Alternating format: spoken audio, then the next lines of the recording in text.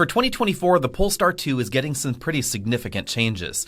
Back when the Polestar brand launched, I was curious how they were going to handle product updates going forward. Were they going to do things like their parent company Volvo, or were they going to go off in a different direction, maybe like Tesla, where products don't honestly get updated visually terribly often? But Tesla does tweak the drivetrain on a regular basis, and I was curious if that would happen to the Polestar 2, and we now have that answer. The answer is yes. This makes a lot of sense, honestly, when you think about Polestar and their parent company Volvo, because this is exactly how Volvo handles product updates. Volvo tends to dribble out changes regularly rather than making sweeping changes and bundling them as a product update. So one year they'll do an interior update, the next year they'll give it a new engine, then maybe a new transmission later, etc. And that logic appears to trickle down to the Polestar 2 as well, but we're also getting some visual changes at the same time. So let's go over those first. Obviously, the first thing you'll notice is that we don't have the faux grille up front. Instead, we get a version of the nose that we're going to see on the Polestar 3, the upcoming, really Porsche competitor electric crossover from the Polestar brand. That's coming a little bit later. But the Polestar 2 looks like it might actually go on sale with this updated front end. The big thing here is no fake grille, slightly tweaked other wrappings around there. It looks like the hood may actually also receive a bit of a change. And instead of the sensors trying to be hidden behind discrete sections and blending in, Polestar is now highlighting them a bit more on the front end of their vehicles in the new safety center up front. Aside from that, the structure of the vehicle doesn't look to be changed at all. We get different wheels, basically borrowed out of the Polestar 3 design-wise, and the rear end looks almost exactly the same as the outgoing model. Polestar has been really cagey about what's going on inside. I don't expect major changes inside, although it's possible that the Google software could get some updates to reflect what we're going to see in the Polestar 3 as well. Stay tuned for that. What's more important is what's happening under the skin, and this is really intriguing. The previous Polestar 2, the 2022 and 2023 model years, share their electric motors with the Volvo C40 and the XC40 recharges. It's a essentially symmetrical motor setup where we have identical motor front, identical motor rear, or you could get a single motor version with a front motor only that had a slightly increased power output figure, but it was probably still the same electric motor. Things are going in a very different direction with the 2024 Polestar 2. And that makes a lot of sense because of Polestar's performance mission. So instead of a front-wheel drive based model, it's going to be a rear-wheel drive based model. And the electric motor is getting a lot peppier. If you're lucky enough to live in Europe or some other markets around the world, there's going to be a standard range rear-wheel drive base model, 272 horsepower, 361 pound-feet of torque. If you live in North America, we're going to get only the more powerful version, 299 horsepower, 361 pound-feet of torque. That is significantly more powerful and very different dynamically from the current standard range single motor model.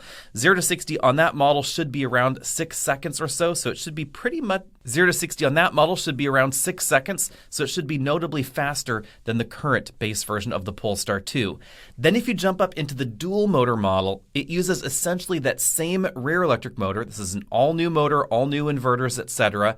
And then it uses a smaller electric motor up front, so it's always going to have a rear power bias. That, I think, is pretty logical, because when you drive the dual-motor Polestar 2 more aggressively out on your favorite road, you'll notice that unless you're floored, it tends to present more of a rear power bias than the Volvo electric vehicles. So with this new motor setup, they can maintain that even under full throttle acceleration, and power is going to go way up. The dual motor with performance pack is going to be the most powerful, 476 horsepower, 546 pound-feet of torque. That's likely going to go 0 to 60 around 4 seconds or perhaps just under. Then the regular one without the performance pack, 421 horsepower, 546 pound-feet of torque.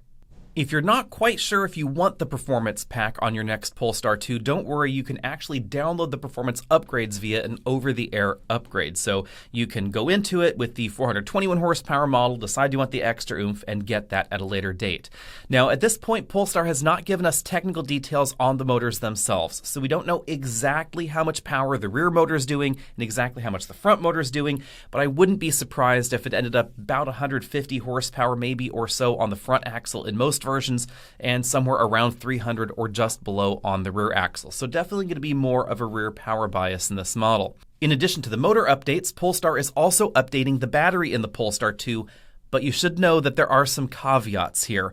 The United States is not getting the battery update on the long-range dual-motor model. We're only getting the battery update on the single-motor long-range model, and you cannot get the standard range battery in the U.S. at all for some reason. If you live in some markets, the standard range battery becomes a battery supplied by LG Chem, and it's a 69 kilowatt-hour battery. Most markets where the Polestar 2 is sold will see an 82 kilowatt-hour battery pack under the body of most of the models. That one's going to be supplied by CATL, except if you live in certain markets. If you live in South Korea, the long-range single-motor model is still going to use the 78 kilowatt-hour battery pack from the older model.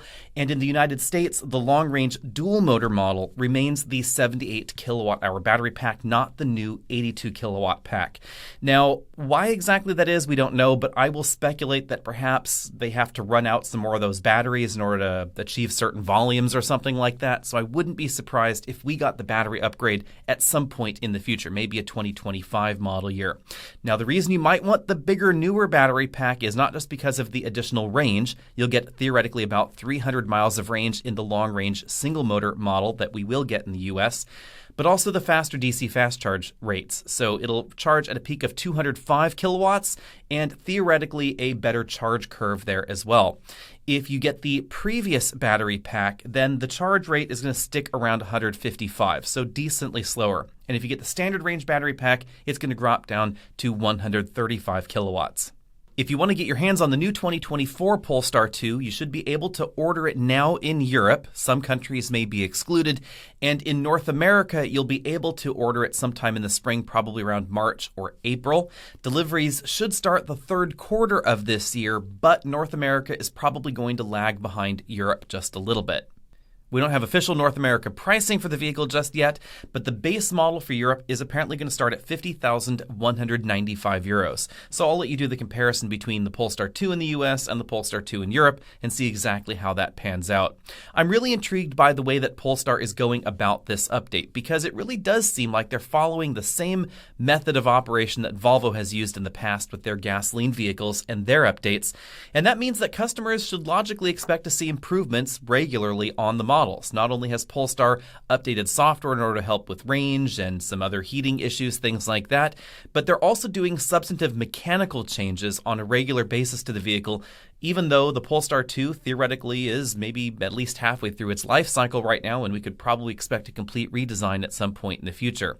Now, this is definitely very different than what we're seeing with Tesla, where it seems that Tesla chooses to keep the same basic vehicle, maybe rewrap the nose a little bit. We may see an update to the Model 3 at some point soon in terms of the front-end design, but we probably aren't going to be seeing many radical changes in the Tesla lineup. Instead, Tesla tends to do battery and motor upgrades, which is now what we're starting to see in the Polestar 2. So let me know what you think about all that down there in the comment section below. And do you think it would be worth waiting for the 2024 Polestar 2?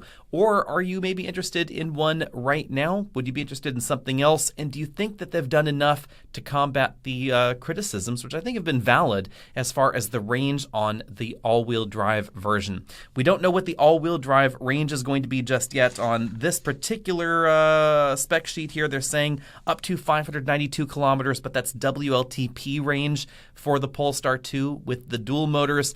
I suspect it's probably not going to be much beyond 250 miles by the time it gets EPA rated.